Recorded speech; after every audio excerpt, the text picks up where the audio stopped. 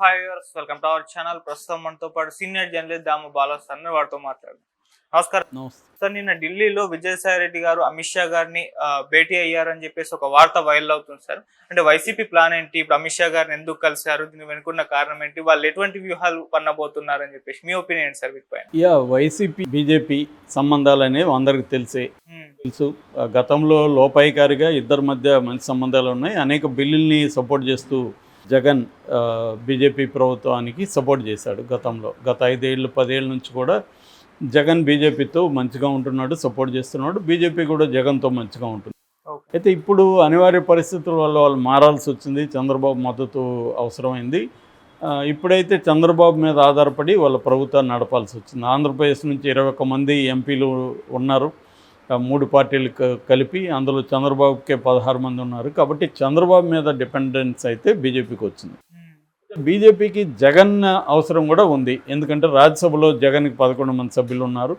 So ఆ 11 మంది సభ్యుల మద్దతు బిల్లులకు అవసరం. ఎందుకంటే రాజ్యసభలో ఎన్డీఏకి 12 మంది కొరత ఉన్నారు.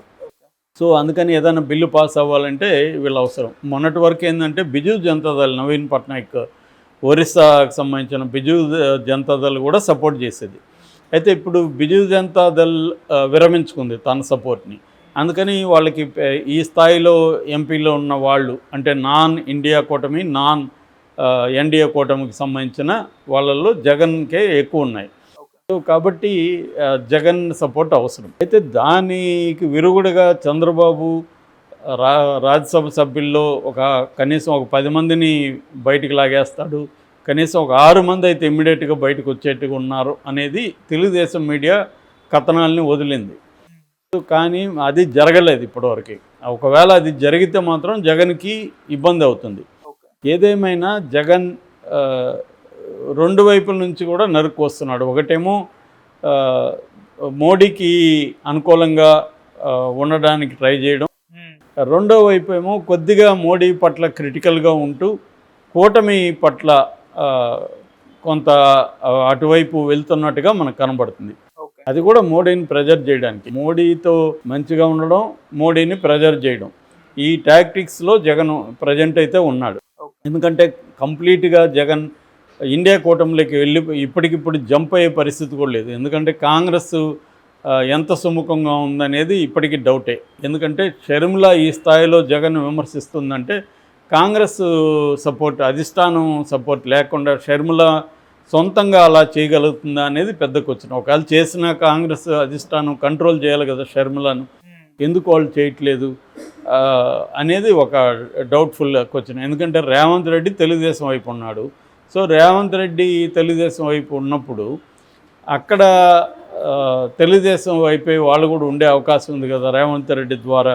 అది గతంలో కూడా జగన్ కూడా ఆరోపించాడు, రేవంత్ రెడ్డి ద్వారా చంద్రబాబు, రాహుల్ గాంధీ మంత్రాలు జరుగుతున్నాయి అనేది కూడా జగన్ ఆరోపించాడు. అట్లాగే మొన్న ఢిల్లీలో ఇండియా కూటమి పార్టీలు వచ్చి సపోర్ట్ చేసినప్పటికీ కాంగ్రెస్ రాలేదు. కాంగ్రెస్ ఎందుకు రాలేదని జగన్ క్వశ్చన్ చేసినప్పుడు అది మీరు అడగాలి, కాంగ్రెస్ ఎందుకు రాలేదు, కాంగ్రెస్ మణిపూర్లో వైలెన్స్ని ఖండిస్తుంది కానీ ఆంధ్రప్రదేశ్లో ఖండించుతా, ఇలాంటివి మాట్లాడాడు. దానికి షర్మిల కౌంటర్ కూడా ఇచ్చింది, నువ్వు మాట్లాడావా మణిపూర్ గురించి, నీకు అర్హత లేదనేది ఆమె చెప్పింది. సో ఈ కాంటెక్స్లో మనకు క్లియర్గా కనపడేది ఏంటంటే ఢిల్లీలో ముఖ్యంగా విజయసాయి రెడ్డి అమిత్ షాను రెండోసారి నిన్న కలిశాడని. అప్పుడేమో ఢిల్లీ ధర్నా కంటే ముందు కలిశాడు, తర్వాత మళ్ళీ ఇప్పుడు నిన్న కలిశాడు ఢిల్లీలో అమిత్ షాను. దాని ఫోటో కానీ ఏమీ రిలీజ్ చేయలేదు, రహస్యంగా కలిశారని చెప్తున్నారు. అంటే ఒక పక్క బీజేపీతో మంతనాలు జరుగుతున్నాయి, ప్రెజర్ పాలిటిక్స్ జరుగుతుంది. రెండో వైపు ఒకవేళ బీజేపీ తనని సేవ్ చేయకపోతే, మోడీ తనని సేవ్ చేయకపోతే, తను అప్పుడు వేరే ఆల్టర్నేటివ్ లేదు కాబట్టి మీతో నేను ట్రై చేశాను, మీరు నాకు ఆపర్చునిటీ ఇవ్వలేదు, నన్ను కలవడానికి అపాయింట్మెంట్ ఇవ్వలేదు, నా మద్దతు ఇస్తానన్నాను, అయినా మీరు ఒప్పుకోవట్లేదు కాబట్టి నాకు అనివార్యంగా అలా వెళ్తున్నాను అని చెప్పాల్సి వస్తుందా అనేది చూడాలి. ఇక్కడ మోడీ పాయింట్ ఆఫ్ నుంచి ఆలోచించినప్పుడు మోడీకి జగన్ కంటే కూడా ఆంధ్రప్రదేశ్లో చంద్రబాబు అవసరం ఎక్కువ. ఎందుకంటే 2029లో మళ్ళీ మోడీ అధికారంలోకి రావాలని, అప్పటికి ఆయనకి 80 ఇయర్స్ వస్తుంది, 80 ఇయర్స్ వచ్చినా కూడా తానే మళ్ళీ పీఎంగా ఉండాలనేది మోడీ కోరిక. ఎందుకంటే మనకి ఇప్పుడు 78 ఏళ్ళు ట్రంప్ అక్కడ, ఆయన మళ్ళీ అక్కడ అధ్యక్షుడిగా రావడానికి ట్రై చేస్తున్నాడు కదా. సో ఆయనకి 8 ఇయర్స్ వచ్చేస్తాయి. సో ఆయన ట్రంప్ 8 ఇయర్స్ ఆయన ట్రంప్ అధ్యక్షుడిగా లేనిది నేను అధ్యక్షుడిగా ఉంటే ఏంటి, ట్రంప్ కంటే కూడా నేను ఫిట్గా ఉన్నాను అనేది మోడీకి ఉండే అవకాశం ఉంది. ఆయనకి ఎదురు లేదు కూడా ఈ ప్రజెంట్ అయితే. చిన్న చిన్న డిసెంట్ వాయిసెస్ వినిపిస్తున్నాయి కానీ గట్టిగా మోడీకి ఆల్టర్నేటివ్ అనేది ఇప్పటికిప్పుడే బీజేపీలో లేదు. కాబట్టి ఈ కాంటెక్స్ట్లో మోడీకి ఏంటంటే సౌత్ మీద చాలా కాన్సన్ట్రేట్ చేస్తున్నాడు మోడీ. మొన్న కూడా ఆయనకి సౌతే ఆదుకునింది, లేకపోతే ఎన్డీఏ కూటమి అధికారంలోకి వచ్చేది కాదు. ముఖ్యంగా ఆంధ్రప్రదేశ్, తెలంగాణ, కర్ణాటక ఈ 3 రాష్ట్రాల్లో బీజేపీకి హెల్ప్ అయింది, ముఖ్యంగా ఎన్డీఏకి. సో అందుకని మళ్ళీ వాళ్ళు ఫోకస్ పెడుతున్నారు. మళ్ళీ ఇదే కూటమితో ఆంధ్రప్రదేశ్లో ఎన్నికలకు వెళ్ళాలనేది మోడీకి ఉన్న ప్లాన్. చంద్రబాబుకు కూడా ఏంది, గత అనుభవాల రీత్యా మళ్ళీ ఇప్పుడు మోడీ నుంచి బయటకు వస్తే ఇబ్బంది అవుతుంది, మనం మోడీ నుంచి బయట వద్దని చంద్రబాబు కూడా ఎటువంటి ప్రెజరు మోడీ మీద చేయట్లేదు. అంటే రాష్ట్రానికి మీరు ఇచ్చిన హామీలు, విభజన హామీలు నెరవేర్చండి అని కానీ, లేకపోతే పోలవరాన్ని పూర్తి చేయమని కానీ, అమరావతికి డబ్బులు ఇవ్వమని కానీ ప్రెజర్ అయితే చేయట్లేదు చంద్రబాబు. అందుకని అప్పిస్తే కూడా సైలెంట్గా దాన్ని కూడా సాయం అని చెప్పి నమ్మించే ప్రయత్నం మీడియా చేస్తుంది, తెలుగుదేశం మీడియా తప్ప క్లియర్గా అది అప్పురా బాబు అని చెప్పట్లేదు వాళ్ళు. సో ఈ రకంగా ఎందుకంటే చంద్రబాబుకున్న రాజకీయ అవసరాలు అది దాన్ని అర్థం చేసుకోవచ్చు. ఎందుకంటే గతంలో కూడా జగన్ కూడా ఎప్పుడు కూడా మోడీని ప్రెజర్ చేసిన పరిస్థితి లేదు. ఎందుకంటే జగన్కి కూడా వ్యక్తిగత అవసరాలు, జగన్కి కేసులు ఎక్కువ ఉన్నాయి కాబట్టి జగన్ ఎప్పుడు కూడా మోడీని ప్రెజర్ చేయలేదు. ఊరికే పోయినప్పుడు నేను ప్రత్యేక హోదాని అడిగానని ఢిల్లీలో చెప్పడం తప్ప ఆయన ప్రత్యేక హోదా ఏ పద్ధతిలో అడిగాడు, ప్రెజర్ చేశారా అనేది ఎక్కడా లేదు. పైగా ప్రతి బిల్లుకి అడిగిన అడగకపోయినా కూడా సపోర్ట్ చేశారు. సో ఇప్పుడు కూడా మొన్న కూడా స్పీకర్ ఎన్నికల విషయంలో కూడా నిజానికి బీజేపీకి అవసరం లేకపోయినా బీజేపీ వైసీపీ మద్దతు అడిగింది, వీళ్ళు కూడా వైసీపీ మద్దతు ఇచ్చారు. సో నిజానికి అవసరం లేదు వీళ్ళ మద్దతు. అంటే క్లియర్గా వైసీపీ బీజేపీతోనే కంటిన్యూ అవ్వాలన్న ఉద్దేశంతో ఉంది. నిజానికి ఇక్కడేమో ఇదొక విచిత్రమైన పరిస్థితి. ఇక్కడేమో అదే ఎన్డీఏ కూటమి ఇక్కడ ఉంది, డబుల్ ఇంజిన్ సర్కార్ కదా. అదే ఎన్డీఏ కూటమి ఇక్కడ ఉంటే ఇక్కడేమో ఎనిమీస్, అక్కడేమో ఫ్రెండ్స్ ఢిల్లీలో. ఇదొక విచిత్రమైన పరిస్థితి.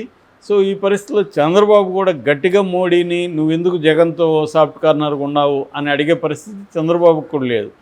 చంద్రబాబు కూడా ఏంటంటే పట్టు విడుపులతో వెళ్దాము, మెల్లమెల్లగా మోడీని కన్విన్స్ చేసుకొని రాష్ట్ర అభివృద్ధి కోసం ప్లాన్ చేద్దాం అనేది చంద్రబాబుకు ఉంది. అర్జెంట్ ఏం లేదు, ఇప్పుడే కదా 2 నెలలు కూడా కాలేదు, ఇంకా టైం ఉంది. ఈ లోపల మెల్లమెల్లగా మోడీతో మనం కన్విన్స్ చేసుకొని తెచ్చుకుందాం అనేది చంద్రబాబుకున్న ప్లాన్. అది చంద్రబాబు పాయింట్ ఆఫ్ వ్యూలో చూసినప్పుడు 100% కరెక్ట్. ఇప్పటికిప్పుడు ప్రెజర్ చేసి బయటికి రావడం వల్ల చంద్రబాబు సాధించేది ఏమి ఉండదు. ఎందుకంటే ఇండియా కూటమి అధికారంలోకి వస్తుందారో అది చెప్పలేము. సో రానప్పుడు మళ్ళీ ఇండియా కూటమి రెండింటికి చెడిన రేవడు అంటారు, అలాంటి రెండింటికి చెడిపోయి పరిస్థితి చంద్రబాబుకు వస్తుంది. కాబట్టి చంద్రబాబు సహనంతో ఓపికతో ఉన్నాడు. సో ఈ కాంటెక్స్ట్లో ఒక పక్క వైసీపీ మోడీతో మంచిగా ఉండడానికి ట్రై చేస్తుంది, ఇన్ రిటర్న్ జగన్ని సేవ్ చేయమనేది వైసీపీకి ఉన్న అండర్స్టాండింగ్. ఒకవేళ అవసరమైతే ఈ 11 మందిని బీజేపీలకు కూడా పంపించడానికి ఎన్కార్డ్ అని మన ఆంధ్రజ్యోతి కొత్త పలుకులో కూడా రాధాకృష్ణ లాస్ట్ సండే రాశాడు. ఖచ్చితంగా చేయాల్సి వస్తే చేస్తారు. చంద్రబాబు చేయలేదా? 4 పంపించాడు కదా చంద్రబాబు. జగన్ పంపితే తప్పేముంది? ఇవాళ అందరూ అదే పనిలో ఉన్నారు. ఇక్కడ కేసీఆర్ కూడా 4 నేను పంపుతారు బాబు, నాకు నా బిడ్డను వదిలిపెట్టన్న బార్గెనింగ్ చేస్తున్నారని వినిపిస్తుంది. కాబట్టి ఇవాళ ఏంటంటే మోడీకి అందరూ కూడా సరెండర్ అయిన పరిస్థితి. సో ఈ కాంటెక్స్ట్లో జగన్ సరెండర్ అయినా కూడా జగన్ని ఏ మేరకు సేవ్ చేయగలడు మోడీ అనేది ఇప్పుడు బిగ్ క్వశ్చన్. అంటే చంద్రబాబు